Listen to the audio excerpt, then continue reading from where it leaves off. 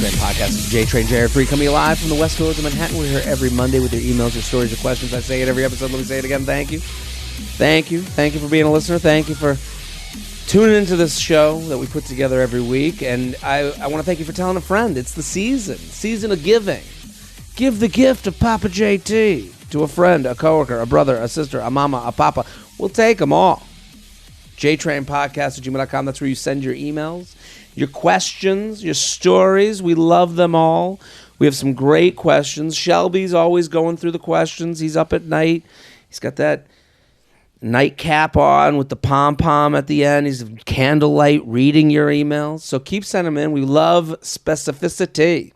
Love when you're specific. I'm on the road. If you're listening to this right now, I will be in... I've just finished in Miami.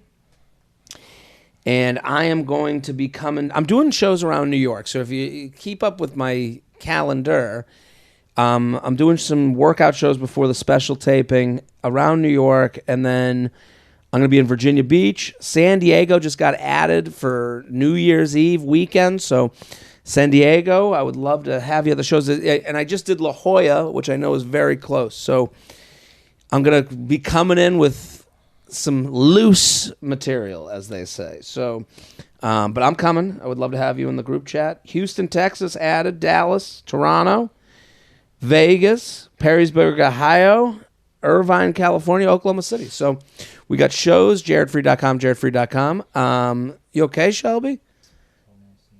You held in a sneeze? That took every ounce of your being. It didn't sound like it sounded like you blew your nose. Post sneeze. Shelby just held in a sneeze. It looks like he got into a bar fight. Are you okay? Tearing up. Look at the lengths we're going to make a great show for you. Shelby literally risked his life holding in a sneeze for the show, for the good of the show. And honestly, I don't think anyone off mic could hear it. Do you think? Yeah, we can't take a chance. I listen, if you heard it, the sneeze, let us know. If you're on YouTube, Shelby, I want you on camera to show what you did. I feel like this is a touching moment. Wait, you're the Shelby? Like that's Shelby. That's the Shelby. I hear like people talk about Shelby in podcasts. Oh, it's nice. That's the Shelby. That's the guy. People don't know this to listen, right? And we're gonna get to our guest in a second, but people don't know this to listen. Shelby's like the Elon Musk of the podcasting world. Like he's got his tentacles in so many shows. He does. It's unbelievable. A businessman. Very excited about today's guest. First time on the JTrain podcast. It never goes this way. It usually goes first time on the luxury lounge, but you've been in the lounge. Yeah, I've been in the lounge. We're out of the lounge. We're on the JTrain podcast. Ian, Lara, thank you for coming on. Thank you for having me, man. This is dope. This is like one of those podcasts that like people are like, I heard you on this podcast. Come on. I swear, like people are like, they came to the show. Yeah, like they're like, I heard you on this podcast. This is one of them. So our listeners, I'm excited to be there. Yeah, I'm happy you're here. The listeners of the show, I have a lot of pride in the listenership. Yeah. Because listen, I'm not saying this is the biggest show in the world, but when people come to the shows, they're good audience, they're fun, they get it, they support the people, and that's what this is about. We want you to check out Ian's special. It's on HBO Max. Yes. We love it. It's called Romantic Comedy. Romantic Comedy, which is like right down the center of this audience. Like we love a romantic comedy, we love a stand-up special, we love an HBO Max. So all the three things. Those are three things. So everyone go to HBO Max. Watch romantic comedy. Ian's hilarious at Ian Lara Live. Yeah. Talk to me about it. Why romantic comedy? You talk a lot about the relationships. Are you in the one right now? Yeah. No, I'm not. I mean, that was just a title that made sense with the special. You know, I've seen like I'm very similar in that like we're kind of dissecting like all the craziness of the modern like dating world. Absolutely. And we're similar in the sense that like we're not afraid to be like. Because a lot of times men will tackle it with like women are this, but we're like, well, men are we're silly too, right? Oh my God! I mean, that's the whole nature of this show. Is like we have a lot of women that write in, and it's hard. And I'm sure you see this. It's hard to explain.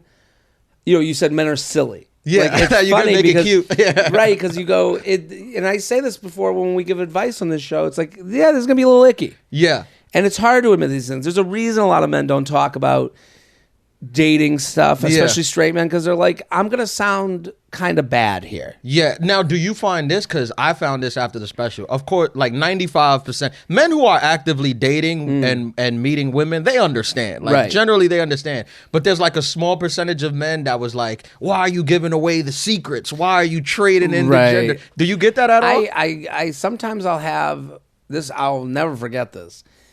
I was in Nashville or something. There was a listener in the front row, and she was there with her boyfriend. The boyfriend's just sitting there angry. Yeah. And I'm like, dude, are you okay? And he's like, every fight she always brings you up during our fight. Yeah, well, I would hate that. And it's like, right. And I was like, oh, that fucking sucks. You're right. Because she'd be like, well, Jared said. Yeah, that's not good. And I was like, that kind of sucks because, I do consider, I've said this about this show. It's like a spy has turned on their own. I'm in, where if you're a woman here listening, you're going, oh, I'm getting some, depending on how you take it. Some people just like don't hear the message that I'm giving out. And listen, you only give advice. It's easier to give than take. So I'll never forget it. She's like, and I made fun of it. I was like, yeah, you're right. That kind of sucks that like Jared says. Yeah. And then I think I was in an argument with my own girlfriend at the time. And she was like, well, you said, and I was like, fuck that dude. Yeah. So it's like, because, it is interesting that like when people write in here, we're going to get to the emails, JTrainPodcast@gmail.com. And especially being single now again, I'm like, yeah, I do all this stuff. Yeah. To an extent. Right. And having knowledge of it from this show, it makes dating a little bit harder. Isn't it harder? Like when you can't go on stage and be like, yeah, we do this thing and then go do that thing. Yes, it does. And then when you have like somebody you're dating, you have to kind of explain to them also like, because part of it is like you being real, but part of it is also like I'm being funny and sarcastic. Right. But they can't decide. Like it's hard for them to decipher like what's joking. It's hard for me to decipher sometimes. Like, like if you make a joke, like I was talking on stage a lot recently about breakups and how, I do the thing, and I'm trying to explain that I do the thing that every woman hates, which is like, I kind of quiet quit on the relationship. That's like every guy. Yeah. Every guy does that. And you can see the audience is like, they're like, yeah, fuck that. Yeah. They don't want to laugh at that. Right. And I'm like trying to make it funny. Yeah. And I'm like, and you can see even the guys are sitting there like, don't say it, dude. Yeah. I'm quiet quitting right now. Right? You don't know what's going on. And I always That's why I'm at the 1 a.m. show. Right. I'm quiet quitting. Yeah. This was what I did. You know how hard it was to get him to this show right now? Yeah. And he's sitting there being like, fuck, I'm about to end it soon. Yeah. So it's hard to talk about these things because you're like, I am trying to joke about something. It is something real. It isn't something I want to be doing. Yes. Like, I don't want to quiet quit on a relationship. I don't want to do that, but it's what I do because it's the most comfortable. Yes. Well, and I also have the thing also, I'm sure you experience it, that when you're dating a girl, then she thinks that like immediately she's going to make it into the act or the podcast and you tell stories. So what I do is like, I'm clear to them, like whatever girl I'm currently dating, I'm like, I will never talk to you in the time. Like if you make it into the act, it's because we're done. We're done. Yeah, we're done. So. See, whenever I talk about something that's happened to me in a relationship, it's always about me. That's what I try to explain. Me too. It's like, me too. I'm talking about me being the doofus. I'm the idiot. And me too. But sometimes they still think they own the story. Like they think because they're part of it, they own the story. There was one time that I got an argument. And I turned it into a joke with a woman I was dating. She said that all we do is eat, drink, and have sex. And I was like, I didn't know that there was more to a relationship. Yeah, like I was like, that's a pretty good deal. And so I talked about that for like a year. And it got so far, and it was a specific moment with her. It wasn't about, she's not stupid for saying that in an argument. Like, sure. What all, maybe we should be doing something else. Sure. Like, but also, I'm making fun of that, and then it's like a year later, and you're like, it's lost all connection to that person. Yes. Because now I'm just like going. And you've embellished, and I go, well, in the joke, I think I said like all we do is eat, drink, and have sex, and I was like, yeah, why don't we fuck it up and go for a run? Like and like that is stupid, but then it's also about me being like, if you turn it back on yourself, you go, maybe I do need more hobbies. Maybe I do. Maybe I don't do enough in this relationship. Do you ever tell the girl that you're dating or a girl that you're dating, like, hey, just don't listen to me. Don't listen. No, I don't want to like. Sometimes it works, especially this podcast.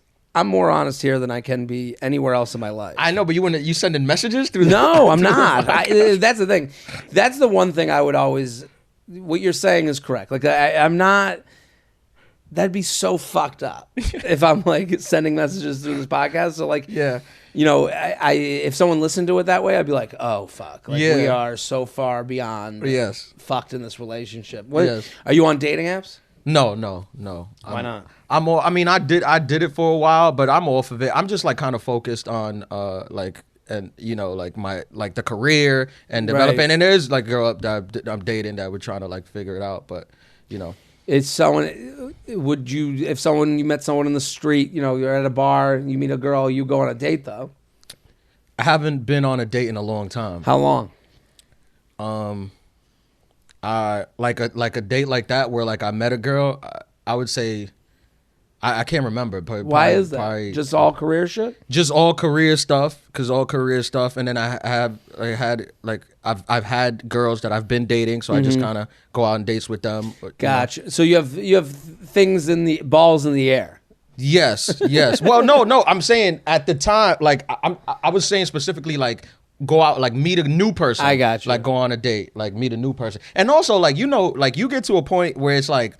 It's tough to take a night off. Like your night's so precious. You're like, should I go, you know, watch football with the boys or take a chance on this date? Well, that's the thing about, you know, going on dates is like, you know, I had a date that I was scheduled for and I was like, I gotta take a night off. I gotta like take some me time. Yeah. And then it's like, when do I not take me time? Like my whole life is me time. So. Yeah. But see, even that, like that's like super honest on your podcast. Like you're being honest on your podcast. I'm always honest. Which is like a message. That's like sending a message. Well, that's not a message. Sorry. You know. Yeah. It's like, it's the truth. You mentioned it earlier. You was like, I didn't want to cancel. I'm just tired, you know, whatever. But somebody watching will watch and be like, hey. And then for me, it's like, I'll say things that are like, true, but I also say things that are like just crazy jokes, and I feel like it becomes difficult for them to decipher. Like, what's you know, truth and fiction? It gets mixed up. Like I had a joke about, you know, the quiet quitting thing. I was like, I'll change it to like I gave her a different name during sex. Like I try to like warn her. And then, like I would never do that. Right. It's supposed to be stupid. Yeah. But that could happen. It could happen. But that was a mistake. That wasn't like you doing the bit. Right. It wasn't me trying to drive them away. Right. Listen, everyone go follow Ian at Ian Lara Live, the special romantic comedy. You're going to love it. It's on HBO Max right now. Let's do some emails. You ready? For sure. JTrainPodcast@gmail.com. JTrainPodcast@gmail.com. Before we get started, it's never too early to play holiday music, and it's never too early to start thinking about gifts. You'll make Santa envious with your own smooth sack, thanks to Manscaped. Their Platinum Package 4.0 has it all. The Lawnmower 4.0 body trimmer, Weed Whacker nose and ear hair trimmer feature proprietary advanced skin-safe technology to protect your delicate parts and holes. Both are waterproof so you can shave in the shower. All of Manscaped's shower gear is sulfate-free, vegan, and made to have your skin feeling hydrated and smelling fine. Let me say this about Manscaped. If you're a woman out there, great gift, because it's a gift to yourself. Now he's gonna take pride in taking care of himself, of, you know, going through the process. I think as men, we get embarrassed. We don't go to the store to get a new grooming thing. You know, this is just not something we think about. So you'll be helping them. You'll be helping yourself. They'll look great. They'll feel great. Get 20% off free shipping with code JTrain at manscaped.com. That's 20% off and free shipping with code JTrain at manscaped.com. Manscaped, get your jingle balls ready for the holidays. I like that. Yeah. Let's do it. Ready? Am I a bad person? Probably. Yeah. Let's get into it. I was dating this guy last year for about 6 months, and I ultimately ended things because I just didn't see a future with him, and honestly, had a lot going on in my life that I just had to deal with on my own. Things kind of fizzled out, but then I decided to put an end to it. He took it pretty hard, and there was zero communication after that. A couple months later, I really missed our friendship, so I reached out to just saying that I hoped he was doing well and that I was sorry for how I handled things. He instantly wanted to meet up for a drink. Things ended up escalating. We somehow ended up right back where we started. We were right back where we were texting every day, dates, etc. I knew right away that I screwed up. I just cut ties with this guy that I knew I wasn't my person. And then I ended up back in the same situation. I didn't think that me reaching out automatically meant that I wanted a relationship, but I still felt this guilt that I was about to let him down again. I felt the cycle repeating itself. He had made this elaborate plan to hang out. Not even an ounce of me was excited for it. I told him that's selfish of me to keep stringing him along with no intention of dating. intention of being in a relationship again. I pretty much had to rip the Band-Aid off, and he took it better than the first time. I feel so awful that I basically broke up with him twice in 1 year, but I feel such a relief that I'm no longer leading him on. Am I a horrible person for getting involved with him again, even though I made it clear I didn't want a relationship? Why do we always resort back to what is comfortable for us? Is it impossible to just be friends with an ex? Sincerely, Deja Vu Dater. What do you think? I honestly think no, she's not a bad person at all. No, like anytime if you lead with the honesty, like she's being completely honest. Right. Like anything else is like, I've told you that you're not my person. You still want to come hang out, have coffee with me and have sex? That's on you. That's right. not me. It's hard because what she's not doing is admitting that she's lonely. Sure. Like this person is medication for her that makes him worse off. Sure. It's like if you take medicine and every time you take it, you hurt someone else, like, you're not a bad person. You're making a mistake. I think you're making a mistake and you're doing it. But here's the other thing. We do things every day that makes someone else worse off. Of course. Just by living on Earth. Of course, yes. Every time you leave your house, you're inconveniencing everybody else. Everybody else. Yeah. This phone was made by someone who's not doing so great. Right, yep. But you need that phone. So, but it's different because you're looking them in the face. Yeah. It's almost like, is the drug dealer responsible for the drug addict? That's an age-old question. But that's what that is. Yeah, in. Like, because she's telling them, "Hey, these drugs are bad for you. Right. They're not good for you. It's not going to end well." And he's like, "But I want him." Right. And she's like, "All right." And I don't think she's a bad person. I don't think she's a bad person. Bad person. I'm never going to say that to someone. Like, I'm just not. Yeah. What I do think she needs to admit, she wrote something at the end that like bothers me. Yes. Like if someone was like. She writes, is it impossible to be friends with an ex? Yeah, it's impossible with this ex. When you make it an overarching, can you ever be friends with an ex? You can't be friends with this guy because he's in love with you and you don't love him. Sure. So this idea, I don't like when someone's like, well, how could exes ever get along? It's like, she's doing that to ignore. Yeah. She's like trying to answer this age-old question instead of answering her own question. Yes. Yeah. Well, but what do you objectively, do you think you can be friends with an ex? Absolutely. I think you can be friends, but you can't speak. You can't speak every day, text every day, hang out like that. I don't think you could do that. I think you have to have an uncomfortable conversation with each other, and both of you have to not want to fuck. That's tough. And then that's tough. You have to be on the same exact page, and you have to be willing to admit that to other people. You have to be public about it. I won't fuck that person again. It's embarrassing. You got to walk into bars and just yell that. Right. No, but that's what you're yelling. Oh, we used to date.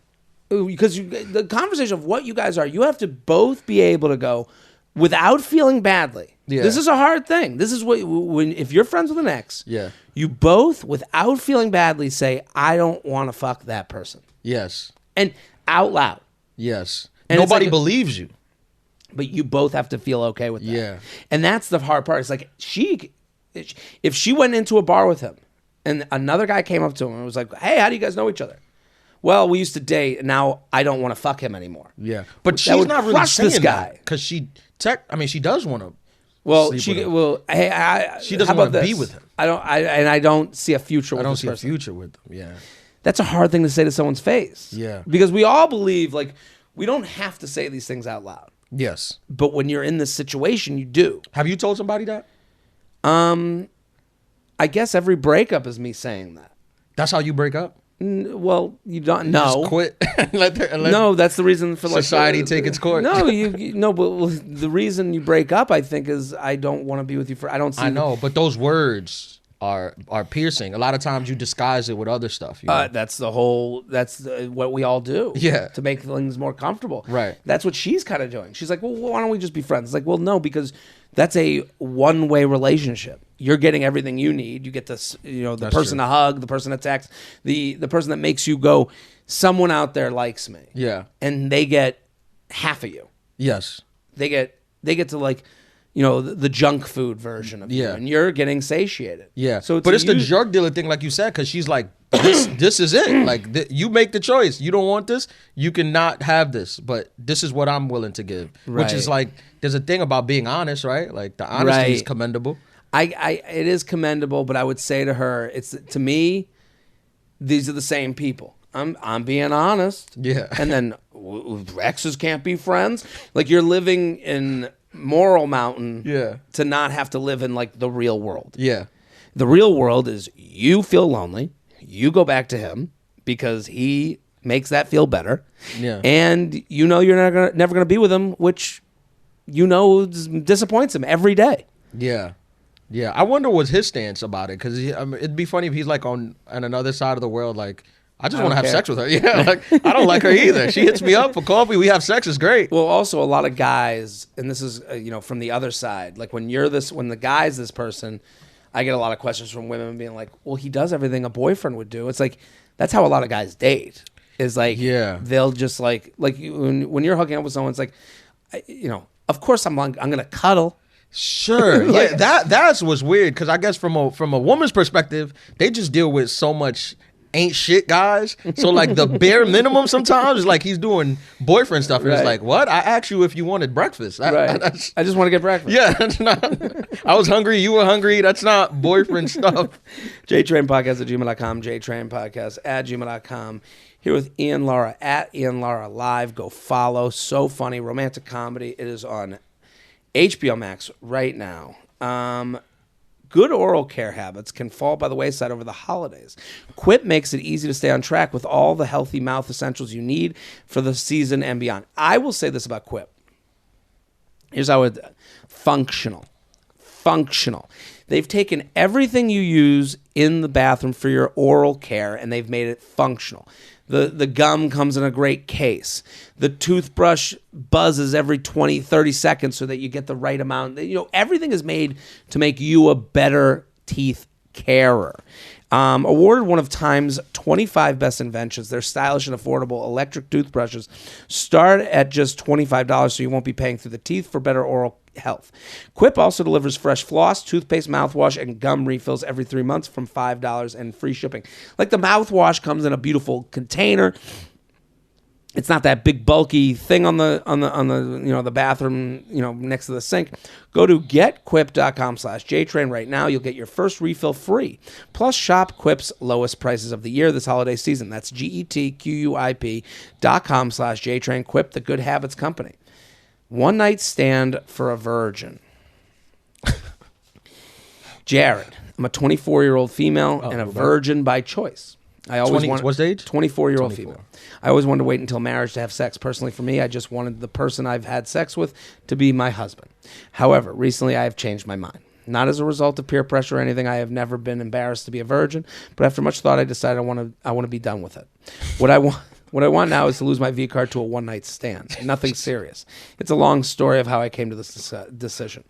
My question to you is: when I have my fling, do I tell the guy that I'm a virgin, that is my first time, or should I keep that to myself? I don't want to make a big deal out of it, but also it hurts, and also if it hurts and I need a break, I don't want him to be blindsided when I need to stop or have him slow down to accommodate me. Thanks for advice. Sincerely, inexperienced. What do you think?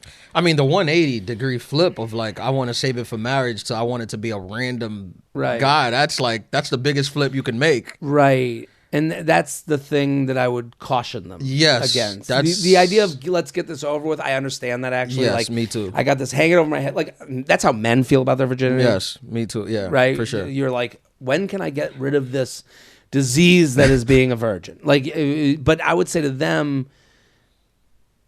would you want to know? You go home with a woman if she's a virgin? Yeah. I don't want her to be a virgin. That's I agree with you. Yeah, I don't want her to be. But would you want it? Like, you go home with a woman. Oh, and it's a one-night stand? It's a one-night stand. I might say no. If it's a one-night stand and she's like, I'm a virgin, I might say, hey, I'm gonna back away. Yeah, I'm not. I don't want to be part of this. I think she needs to tell people.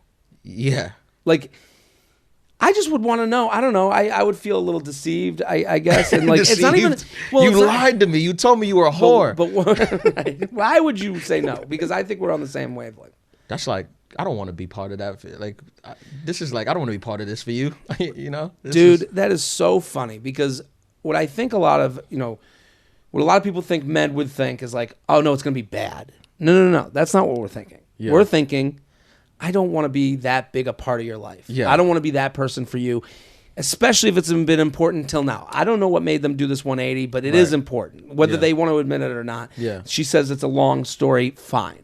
Okay, I believe you. But the long story means that it's a big story to you. And it's like, I think for a lot of people out there, they want to go, I'm going to back away from this. I feel a little uncomfortable. And also to have a decision that, I don't know. I want to know everything I'm getting involved with, even if it's a one night stand. Sure. Like a one night stand, like fine. And here's the thing about men. I don't think I've ever, a lot of women will write in this podcast, they'll be like, well, I thought it was going to be a one night stand. It's like, nah, guys kind of do this thing where they're like, that's someone I've hooked up with and I would hook up with again. Sure, yeah. We don't just hook up and be like, let's erase it from our world unless it's terrible. It's, you don't live in that city or something like that. Like if you're around, it's like, yeah, we can do it again. We're always going to be cool with you. Sure. So like the idea that you're going to like, so I think there's this assumption that it's like, I go home with a guy and he's like, let me get the fuck out of here. And it's like, no, I think most I can speak for myself. You want to go, I want to text after, how you been? There are guys like that, but they are generally married. Right. The men that do that. Right. Like a single guy who's like, that you meet out, he's looking to meet someone. Oh, you guys went home together? You were attracted enough to hang out? Keep hanging out. But that's what becomes the problem. Does he like me? Well, we just talked about this. You go, no, we're just chilling. Yeah. And I think for this person, what they've envisioned isn't what going to be the reality. No. The idea that like, we all know. Let me get this out of my system. One night stand, goodbye. The only way they get that reality is if they're upfront about it. Yeah. In my life, I've never been with a virgin. So I don't even know the protocols. Like, I don't know. I don't know the protocol. I don't know what you gotta show steps. Yeah, show license, certificates. I don't have any of the certifications for that. I don't have the sexual confidence that I could be like, right. Again, I don't have the sexual patience. Well, I guess what we're both saying is like this would become a responsibility at a certain point. So you go, I'm gonna opt out. Listen, good luck to you, but I'm gonna. So I think for this person, if I'm them, I would rethink this. Yeah. I will say for every guy that's like us, we both know there's 10 guys that are like, I love virgins. I only want to be with them. I mean, right. I always think that's posturing. Here's what I would say to them. I'm going to make an assumption. I don't know why they've made the decision from I want to be with the person I'm married to I wanted a one night stand. I think it's my opinion. They're afraid of getting let down. They're afraid that they're going to have sex with someone that they care about, then they're going to get dumped by them, and now they're going to be emotionally not really with it. Isn't that almost guaranteed? Right. Most relationships don't work out. So so what they're doing is they're thinking, well, I'll opt out of this emotional pain by going home with this faceless stranger, and that will make it so it's not a big deal anymore. And I'm telling them it's going to still be a big deal. Like it's still going to be a big deal. Yeah. And depending on the guy, he might feel like super connected to you, and it might not be a one night stand anymore. I think let's live less in the extremes. You went from one extreme to the other. Why not? Why not date and see where it goes? Right. Right. Well, they're afraid of heartbreak. Yeah. I really do think this person is so afraid of being heartbroken that they're like, because the marriage thing, they're like, oh, that's too much, it's too much of a hill. So now they're like, let me get this out of my system. Yeah, but that doesn't preclude you from being heartbroken, right? Right, but I think that their connection with sex and what it means to them, like, if I was this person, the better way to go is like, go meet someone, have fun with them, be upfront with them, go through the bases, like enjoy the bases, get to know each other, and maybe you say to that person what the last person said and go, hey, I don't see us being forever, but I do trust you and enjoy you. Yes. To make this my first time, would you do that with me? And that would be the logical. That's probably the logical, and also like I don't think that she believes that she can have that happen. Yeah. Also, there's something to be said of like, for a virgin saying she wants to have a one night stand is like, you don't even know, you haven't had sex yet, so you don't even know if you're capable to have a one night stand. Right. Like, you don't know the attachment that's going to come from when you give your person your all. You don't know, like, you got to have, if you've been with a bunch of people, you understand like, yeah, I could do it, no problem. But if you've never done it. And that also changes. Yeah. And it takes going through it to know it. Yeah. And like it's changed for me. Like the idea, like I have hooked up and had the next day going, what am I? Oh, of course. What am I doing? Of course. And it's not about the person. It's about just like, I don't feel great. And in your 20s, you're like, fuck yeah, high fives, everything's great. But for me, it coincided with the pandemic because I turned 30 during the pandemic. So it was like before the pandemic, I was more like that. And then like when we came out of it, I was like, I don't want to feel shitty in the morning no more. Right. And so like, and listen, you're hearing two single guys literally saying, we're dealing with the levels of our emotional ability after sex. Right. And also admitting we also have moments of weakness. Absolutely. So absolutely. I don't want you to bring up this podcast and be like, do you feel bad? Yeah. Well, it's just, it's showing to this person. I hope they're listening and hearing two people go, we're still figuring it out. Sure. This emotional connection to the physical. So I think to this person, I would be upfront with people, and I think you're going to find that you're going to have fuller interactions. That maybe it's not about sex. Maybe just let's touch a titty first. JTrain podcast at gmail.com. JTrain podcast at gmail.com. Here with Ian Lara at Ian Lara Live. Go follow HBO Max. The special's called Romantic Comedy. It's out there. Potential threesome. Okay, now I'm listening. Train. Love the show. Can't wait to see the special you're making with Betches. Need some advice. My girlfriend and I have been dating for 4 years and we'll have a future together. And sometimes we have an occasional threesome. She's bi. We communicate about it. Mainly she picks the girl and it's super fun. It's a good email. Good for this person. Is he giving us advice? Right. One of our friends is bi, and we both think she is super hot. We are both super close with her and hang out a lot. A few weekends ago, 3 of us went out to San Francisco for a mutual friend's birthday. This is the most San Francisco email that's ever been written. Very San Fran. At the end of the night, we were super drunk, went back to our hotel, and she, let's call her Marissa, went back to our room to hang with us. For some reason, we got super drunk, and Marissa ended up cuddling with me on the bed, and I was running my hand through her hair. All night, she was hugging me, saying she was so happy we were friends. I got up and went to get us food. When I came back, her and my girlfriend were on the bed cuddling and holding each other. Okay. I laid between both of them, and we watched TV. We all cuddled together and passed out.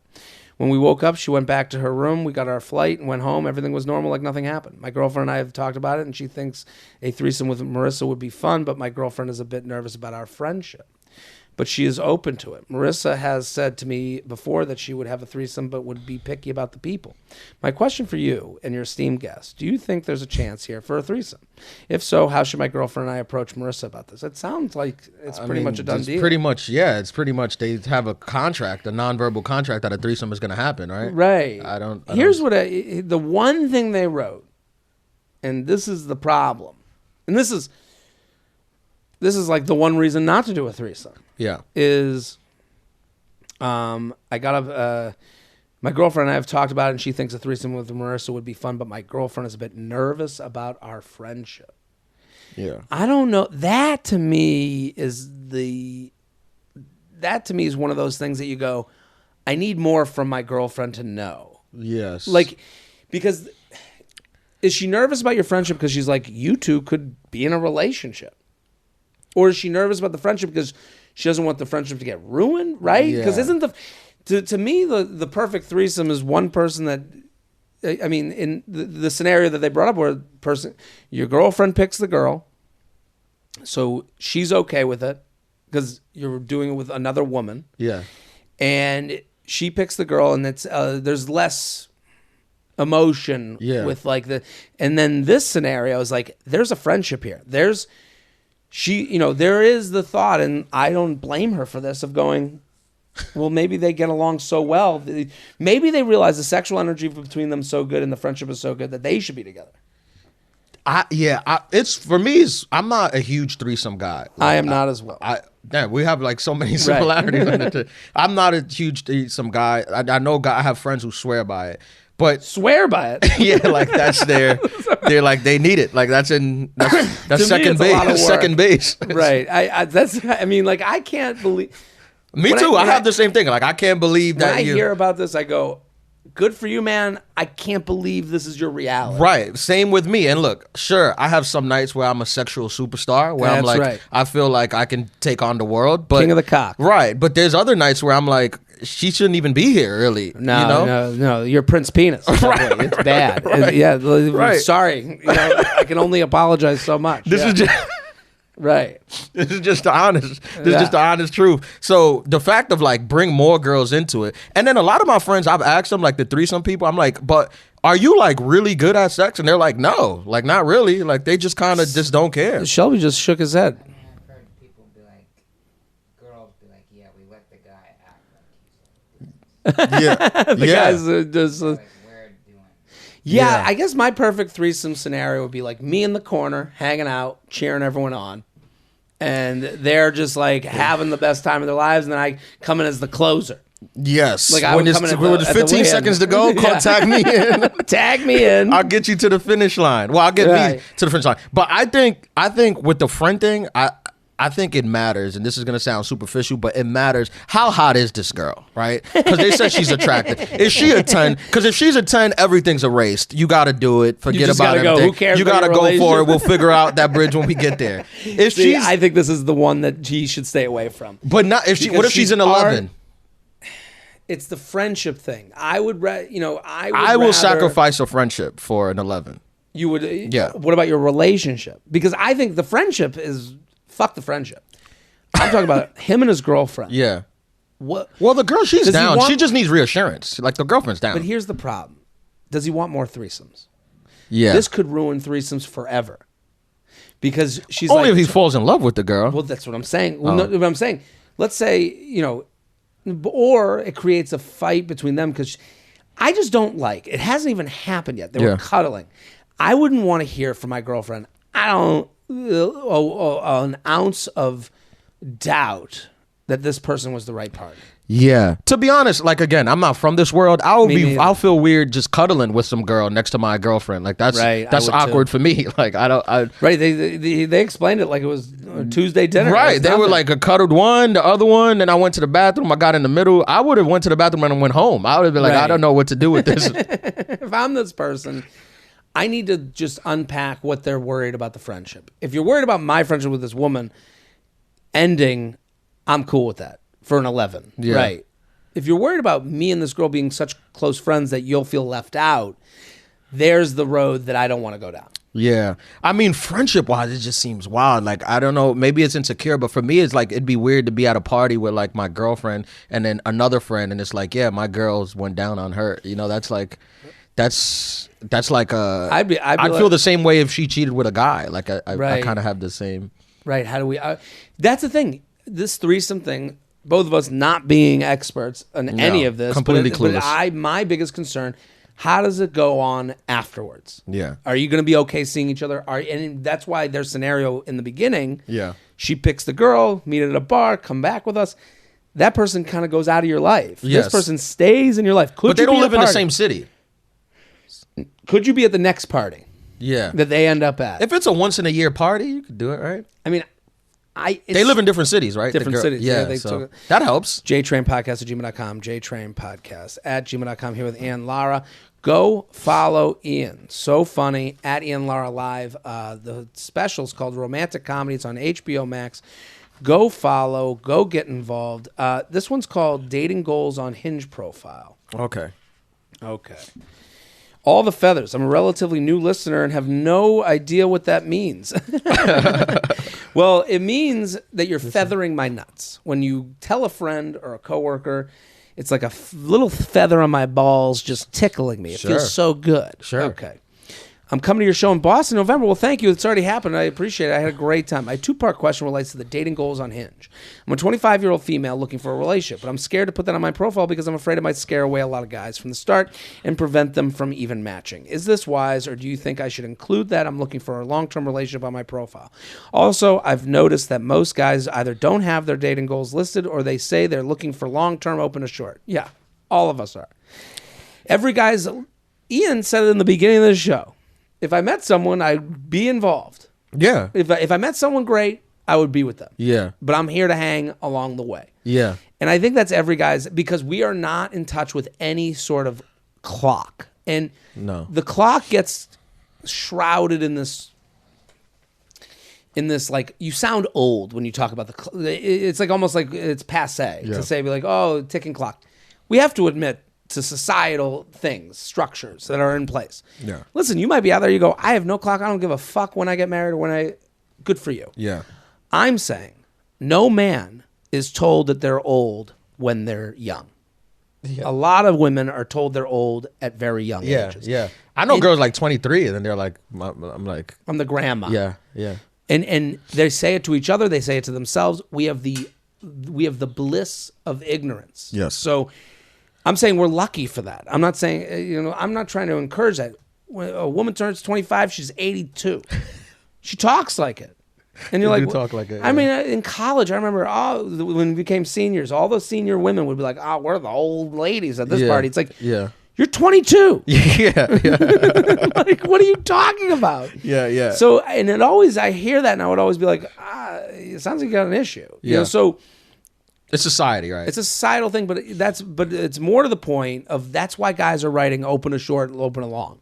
We don't know we don't care. We don't care. We're not in a rush. Yeah, I've never really met a guy that was like so so specific on like what he was. Yeah, because we love vague relationships. Yeah. We love casual. We love, we're hanging. They do. So I noticed that most guys either don't have open to short. What does that even mean? I just told you. They're looking to get blowjobs along the way until someone that they want to get married to. Sure. Or they want to like be in a long-term relationship. It's not as... I wrote this on my Instagram yesterday. Yeah. I'm going to see if it's still there. I'm trying to find... I wrote something basically along the lines of like, dating's fun for guys. This is a party. It seems that, the idea of like, when you get to the party, you have to go, well, what are you looking for? That's not... Yeah. A lot of the dating that, the way you're talking about dating is like a networking event. Yes. Why are you here? What's on your name tag? Yes. And dating is like a kegger for guys. Right. Right. Now, let me ask you this. Do you think it's about the right woman coming along or the men maturity level reaching a certain point where like a woman he met at 22 could be a woman he's willing to marry, but he wasn't ready at 22. He is at 35. Yes, I think it's both. Yeah. I think a lot of men are very... What makes you valuable as a man? You're earning. How successful you are, really. So yeah. I think a lot of men put that in the front. Sure. 100%. So they go, I like you, but I don't feel... I need to feel like a man, and I don't feel like that with you, so I'm going to be weird about this. And honestly, I believe that I'll find someone as good as, if not better than you, when I'm successful. Right. And that sounds horrible, but it's very male. Yeah. I mean, it's so funny. She writes, if you're looking for long-term, why would you even be interested in something short? Does that mean these guys are just trying to keep their options open, appeal to everyone? Thanks in advance. Yes. They're trying to... What does looking for short-term mean? Like it means I'd like to get my dick sucked. Right. That's all you're saying. That's all you're saying. Without having to meet your parents. I'll meet your parents if you're sucking dick. I'll meet your parents too. It won't matter to me though. It will make no difference to me. And for this person, here's the other thing. They don't care what you write. The idea that you're scaring someone... Here's my biggest issue for her. If you write you're looking for a long-term relationship, you will not scare one guy away. But that's kind of the problem. Yeah. Because every guy thinks we said this in the beginning. A lot of this is icky. It's hard to talk about. Yes. Every guy you date believes what we're saying. Yes. Like, if I find the right person, I'll get involved. Yeah. So they don't think they're doing you a disservice when they date you because your profile says I'm looking for a long-term relationship. Yeah. That's the problem. Yeah. And now we have two people really talking about two different things. Yes. And that's where people get disappointed. That's where someone says, you led me on. Yeah. He doesn't believe he's leading you on. Yeah. When I was doing the online dating apps, I felt like for me that was like a thing that was a little off-putting when they would put in their profile like exactly what they were looking for, because I was just like, well, let's see. Like I'm sure, like even if you are looking for long term, it's like there's still a long process before we get to the long term. Like and it's weird to say that like day one, like we have to reach that. Like, but you even saying that's good for her because at least it pushed you away. Yeah. She needs to push people away. Listen, if you, I would I'm looking for I would be so honest about looking for a long-term relationship that it gets these people that are like, well, we got to see where we're get them out of here. Because you're not going to work with them anyway. I genuinely mean that, though. Like, I genuinely mean let's see where it's going. I agree with you, but she doesn't want that. She wants a for sure. Before we even go on a date, she wants a for sure. Well, that's never going to happen. You're never going to avoid heartbreak. And yeah, no guy comes out of the box ready to go. Yeah, and the guy is weird. If he did, like, ask him questions. It's a red flag. Right. Why is he so willing? You know, women should be as cautious about guys who are ready to get in a relationship in 2 seconds as guys are about women who are ready to get in bed with them for 2 seconds. Right. Because any guy that's willing to fall in love quickly, you're like, what's going on here? Right. Yeah, what have you been through? So I think for her, writing what you're looking for will get you nowhere except you're going to have to remind them. Yeah. Because I don't think, here's the thing. Your dating profile is not the terms and conditions page. Like, your dating profile, no one's looking at it going, oh, I agree. Yeah. You could literally have nothing written on it except your Instagram handle. Right. And you'll still get matches. Yeah, guys would be fine. Guys would prefer that. So it's like, I think it's hard. Again, it's hard. That's why this podcast exists. But I think when you're caught up on the wrong things. And I think what you said is very important for her. You got to date. You got to have taste. You're never going to stop people at the door. You're not going to take cards and check their IDs to make sure they want a long-term relationship. Yes. You need to be able to say, well, I want a long-term relationship, and what does that mean to you, and are they achieving those standards? Yes. JTrain podcast at gmail.com. JTrain podcast at gmail.com here with Ian Lara. Go follow him.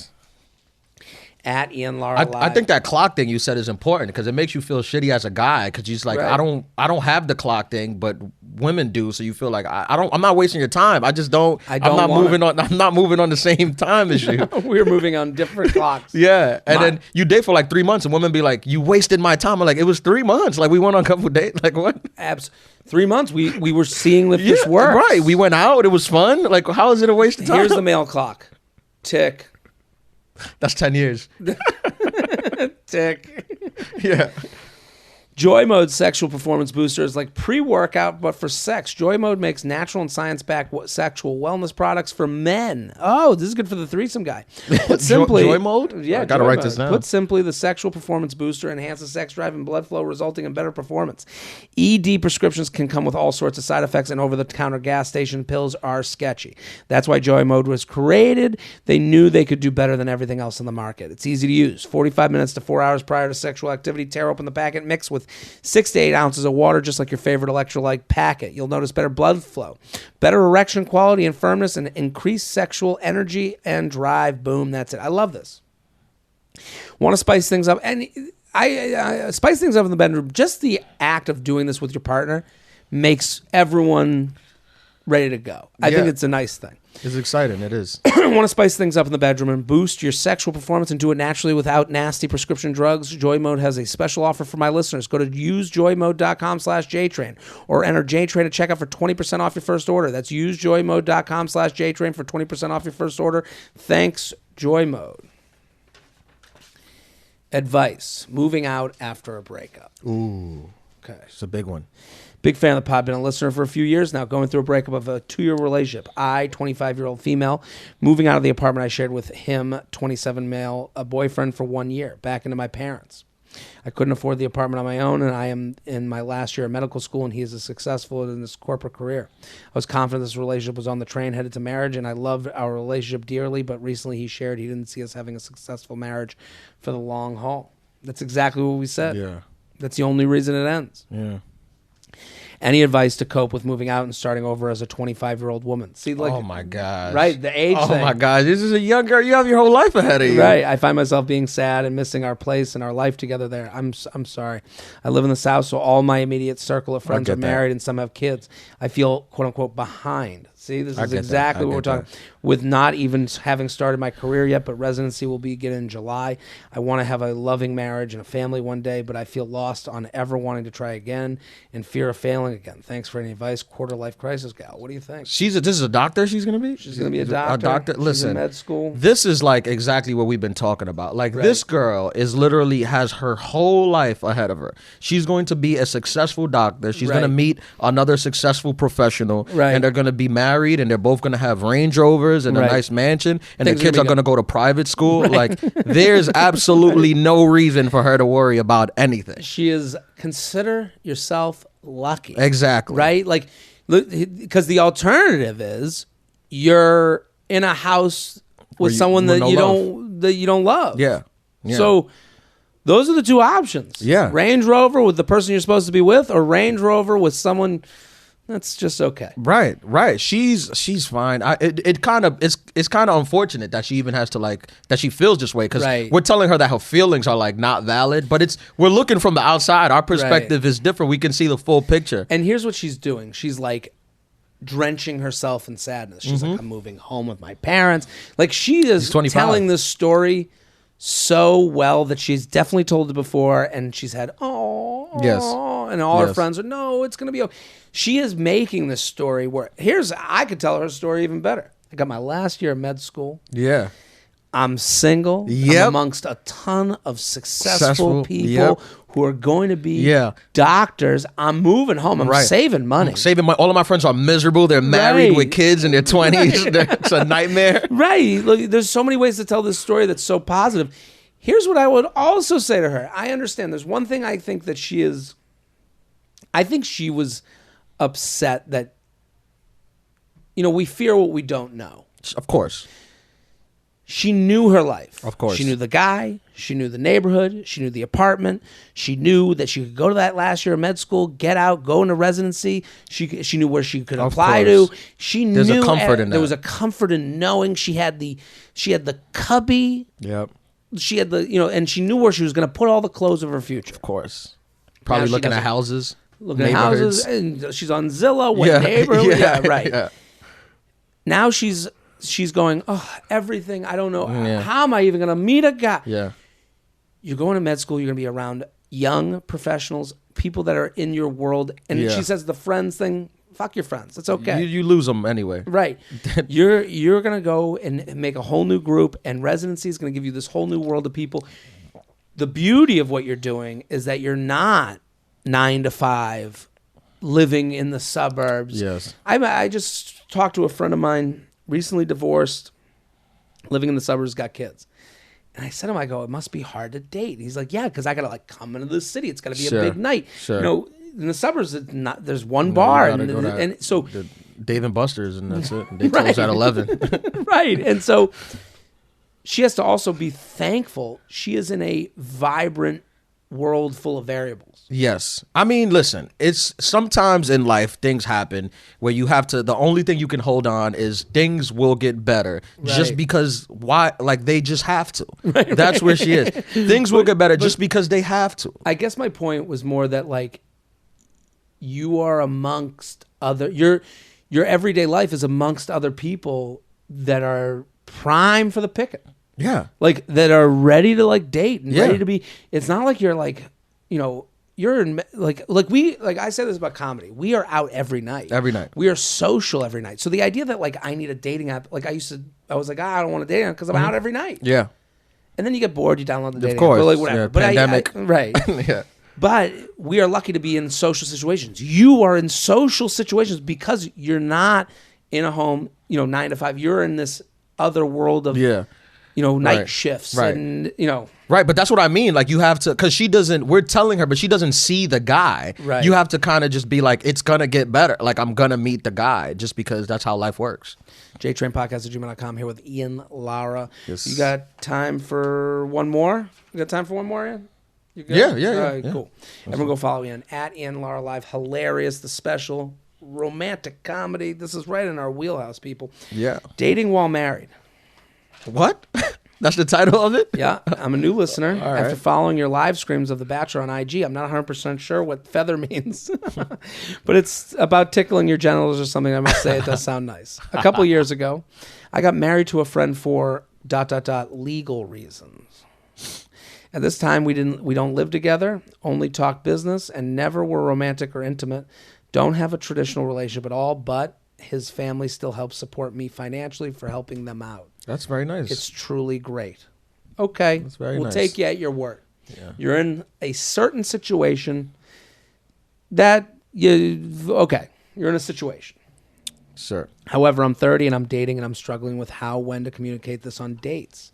I tell myself that this should be a second or third date conversation because it doesn't impact my life at all except financially. But part of me feels weird not telling someone I'm legally married right away. Another piece of the puzzle for me is I feel like when a man hears that I'm married, they hear, oh, she's just looking to hook up. That's fair. When I actually am looking for someone who actually cares about me. So part of me feels like I don't want to share the married status immediately so I can build a relationship first. But personally, I feel so weird if I built a relationship with someone, then they later shared that they were actually legally married. If the roles were reversed, you'd feel weird. And then I don't know if this is just a me thing or if TV normalizes this or what, but I feel like lately everyone's just trauma dumping on first dates, which results me in feeling like I need to share this weird baggage right away. This could be a luxury topic, but I feel like first dates should be about having fun and not about dumping our baggage. So anyways, 99% of the time I share it on the first date, but don't plan to. When would you want to hear this information? Would you even care about this information? Like, does it even matter?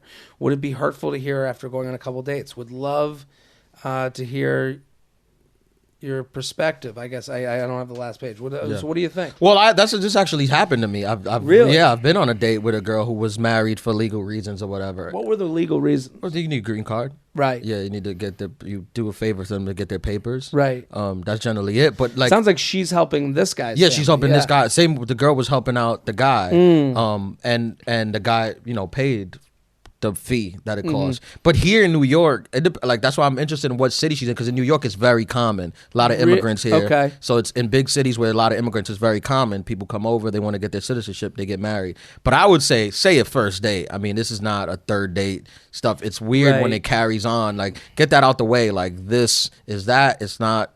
We're not physical. We're not in love. Whatever. Because if you wait to third day, it seems like you were hiding this. Right. And the other part about it, she gets financial benefits from it. She said that they take care of her financially for helping them out. Yeah.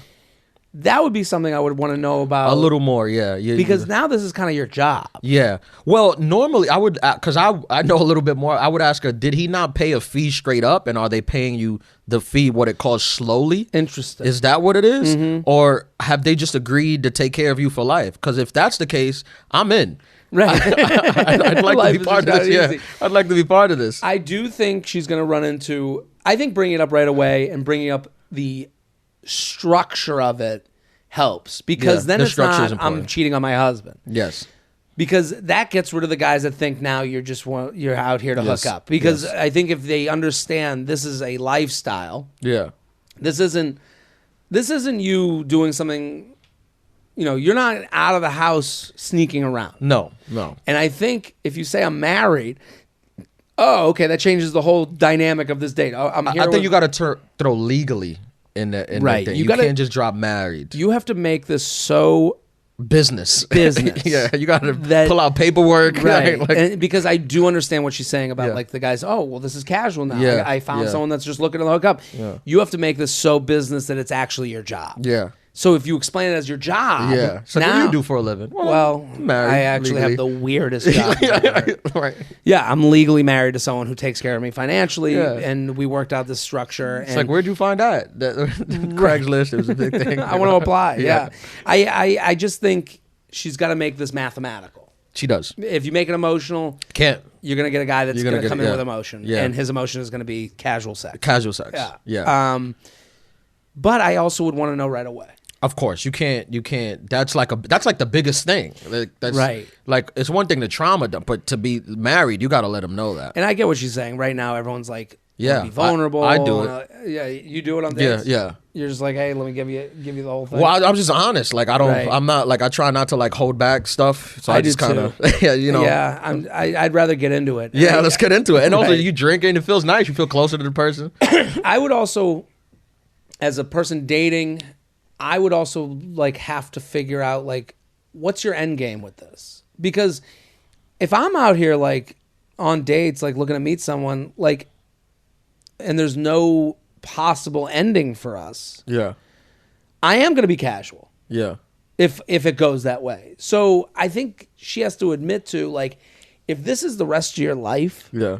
and like you said, like if it's a pay structure where the rest of your life you're getting money, and that means you've made a decision to not get married, but you're going to have a relationship with someone, you have to understand that that person might go, that that's becomes a less weird. exciting for me. Where are we even going if we're going nowhere? Yeah. And then you go, so this person has to like admit, what is the next step with this? When does it end? And I think if ever. if explained correctly, it's kind of nice because it kind of stops the clock on the thing for the guy, because it's like, well, you're married, so we can't get married. Right. So the clock is paused for a little bit until you divorce. So one person, it might be completely negative. Yeah. To another person, they may go, this is actually the Yeah, kind of that's what I was situation looking for. Yeah. Ian Lara, thank you for coming on. Thank you for having me, Jared. It's a pleasure. Everyone go doing follow this Ian podcast. at Ian Lara Live on Instagram. The special, romantic comedy. It's on HBO Max right now. Go watch it. Make it a date night. What a fun special. He's so funny. I'm Jared Freid. We're here every Monday with your emails, your stories, your questions. We'll be back next episode. Boom.